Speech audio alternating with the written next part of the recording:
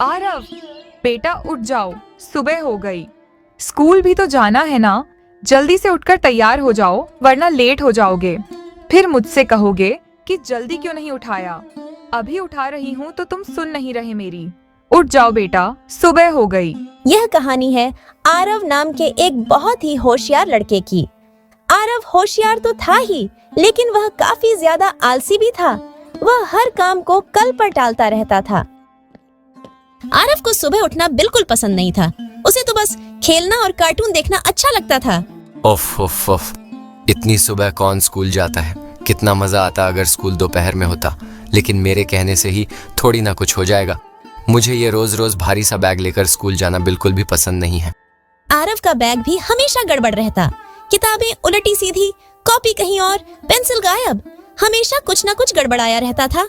इन सभी को देखकर आरव अपने मन ही मन सोचता, उफ, इतना भारी बैग, रोज इसे उठाना पड़ता है। काश ये खुद ही संभल जाता और मेरे लिए चलकर स्कूल चला जाता। कितना मजा आता जब बैग मुझे भी अपने ऊपर बिठाकर स्कूल लेकर जाता। आरव ये सभी सोच ही रहा होता है कि तभी अचानक से फिर से आवाज आती है। आरव बेटा, अभी तक भी नहीं उठे तुम। कितनी बार आवाज लगाऊं मैं तुम्हें, सुनते ही नहीं हो तुम तो मेरी। आरव की मम्मी उसके बेड के पास ही खड़ी उसे आवाज लगा रही थी। आरव उठता है और सोचता है, अरे पापा रे, ये सब मैं सपना ही देख रहा था। मुझे लगा मैं सच में ही उठ गया। ये तो बहुत गड़बड़ काम हो गया। अब तो जल्दी से तैयार होकर स्कूल भी जाना पड़ेगा, नहीं तो आज फिर से टीचर के हाथ के डंडे खाने पड़ेंगे। सपने की तरह थोड़ी ना बैग अपने आप ही तैयार हो जाएगा। आरव इस बात से बिल्कुल ही बेखबर कि उसका सपना बहुत जल्द ही सच होने वाला है।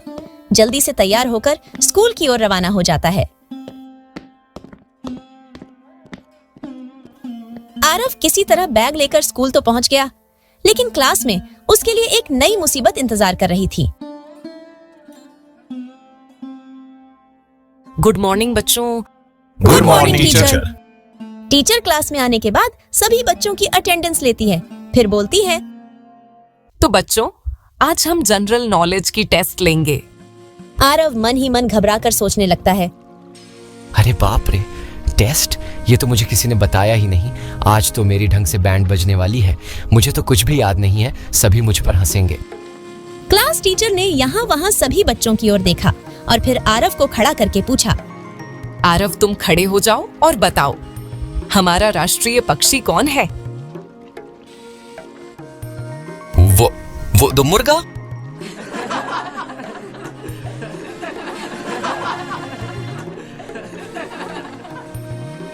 आरव, हमारा राष्ट्रीय पक्षी मुर्गा नहीं बल्कि मोर है।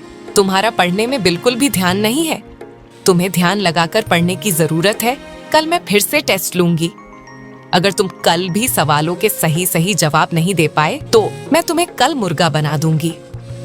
मैं तुम्हें इतनी बार बता चुकी हूँ, लेकिन फिर भी तुम्हें अभी तक राष्ट्रीय पक्षी ही याद नहीं है। लेकिन कल कोई भी बहाना नहीं चलेगा।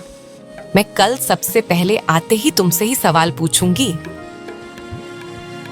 सॉरी टीचर, मैं भूल गया और मुझे पता भी नहीं था कि आज आप टेस्ट लेने वाली हो, वरना मैं अपनी पूरी तैयारी करके आता। लेकिन मैं कल पक्का सभी सवाल याद करके आऊंगा। मैं कल कोई भी बहाना नहीं बनाऊंगा। आपको सभी सवालों के सही सही जवाब दूंगा। आरव ने जब गलत उत्तर दिया तो उसके उत्तर को सुनकर उसके सभी क्लासमेट्स उस पर हंसने लगे और टीचर ने भी इस बार तो उसे डांटा। इसलिए आरव काफी ज्यादा दुखी हो गया था। स्कूल की छुट्टी होने के बाद आरव अपने घर की ओर निकल पड़ा। उसका बैग काफी ज्यादा भारी था, जिसकी वजह से वह थकने लग गया। वह मन ही मन सोचता रहा, काश कोई होता जो मेरी मदद करता। कोई होता जो इस भारी से बैग को ले जाने और लाने में मेरी मदद करता। मैं तो थक जाता हूँ जब इस बैग को लेकर जाता हूँ और वापस घर आता हूँ तो। आखिर टीचर्स रोज रोज तो सभी बुक्स में से पढ़ाते नहीं हैं, लेकिन फिर भी सभी बुक्स को क्यों मंगवाते हैं? उन्हें भी तो पता है ना कि हम छोटे हैं। हमसे इतना भारी बैग इतनी दूर तक घर पर नहीं ले जाया जाता और स्कूल नहीं लाया जाता। हम तो वैसे भी पैदल पैदल आते जाते हैं। काश कोई होता जो मेरी इस भारी से बैग को लाने ले जाने में मदद करता और पढ़ने में मेरी मदद करता, ताकि मुझे भी सभी सवालों के जवाब याद होते। काश ये सच हो जाए। स्कूल से लौटने के बाद आरव बहुत उदास था। टीचर ने डांटा, दोस्तों ने हंसी उड़ाई। अब अब उसे अपनी किताबों से और भी नफरत होने लगी थी। वह अपनी पढ़ाई और अपने बैग को लेकर काफी ज्यादा दुखी था, लेकिन उसे इस बात का बिल्कुल भी अंदाजा नहीं था कि यही भारी बैग उसकी सारी समस्याओं का समाधान करने वाला है। आरव दुखी मन से रात के समय पढ़ने बैठ गया, क्योंकि उसने आज टीचर से कहा था कि वह कल पक्का सभी सवालों के जवाब दे देगा, और अगर वह कल जवाब नहीं दे पाया तो टीचर उसे कल तो मुर्गा बना देगी। लेकिन आरव का पढ़ने में बिल्कुल भी मन नहीं लग रहा था। वह काफी ज्यादा उदास था। बस अब बहुत हो गया, ये सवाल मुझसे कभी नहीं होंगे। बैग इतना भारी है, किताबें भी इतनी मुश्किल। अगर कोई मेरी मदद करता तो कितना अच्छा होता। काश ये बैग खुद बोल पाता, मुझे पढ़ाई सिखा पाता। लेकिन यह सच नहीं हो सकता, मैं क्या करूं? आरव दुखी होकर सो गया, लेकिन उसे इस बात का बिल्कुल भी अंदाजा नहीं था कि आज रात क्या होने वाला है। आरव बेखबर होकर आराम से अपने बेड पर सोया हुआ था, लेकिन इस रात कुछ अजीब हुआ। आरव का बैग धीरे धीरे हिलते हुए बेड से नीचे गिर गया। नीचे गिरते ही आवाज हुई, जिसकी वजह से आरव अचानक से डर के उठ गया। आरव डर कर जोर जोर से चिल्लाने लगा, मम्मी मम्मी भूत!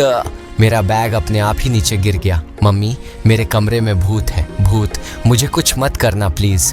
भूत अंकल, प्लीज मुझे कुछ मत करना, प्लीज प्लीज।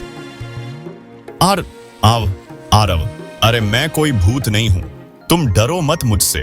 भूत वहूत कुछ भी नहीं होता ऐसा, मैं तो तुम्हारा बैग हूँ। नहीं नहीं, ये सपना है। हाँ, ये सपना ही है। बैग कैसे बोल सकता है? मैं सो रहा हूँ, बस सपना है। बैग ऐसे कैसे बोल सकता है? बैग नहीं बोल सकता, जरूर तुम भूत ही हो। नहीं, ये तो सपना है, मैं सपना देख रहा हूँ। आरव ने खुद को समझाया तो जरूर, लेकिन बैग की आवाज कोई सपना नहीं थी। असली कहानी तो अब शुरू होने वाली थी। आरव को यकीन ही नहीं हो रहा था कि उसका बैग सच में हिल रहा है और आवाज निकाल रहा है। पहले तो उसने सोचा कि ये सपना है, लेकिन जब बैग ने फिर से पुकारा तो उसकी आंखें फटी की फटी रह गईं। आगे कहानी में बहुत ही खतरनाक होने वाला है, जिसकी तुमने सोची भी नहीं होगी। कहानी और भी कई ज्यादा मजेदार होने वाली है। इस कहानी का एक और पार्ट 2 आएगा। उसे देखने के लिए फटाफट से हमारे चैनल को सब्सक्राइब कर लो, ताकि जैसे ही वह पार्ट बनकर अपलोड हो, सबसे पहले तुम तक पहुंच जाए और तुम उसे देख लो, वो भी सबसे पहले। अगर आपको स्क्रीन पर पार्ट 2 का ऑप्शन आ रहा है तो आप यहाँ टैप करके देख सकते हो, मतलब कि वीडियो अपलोड हो चुका है। अगर नहीं दिख रहा तो मतलब कि अपलोड हो जाएगा। तो आप सब्सक्राइब कर लो फटाफट से।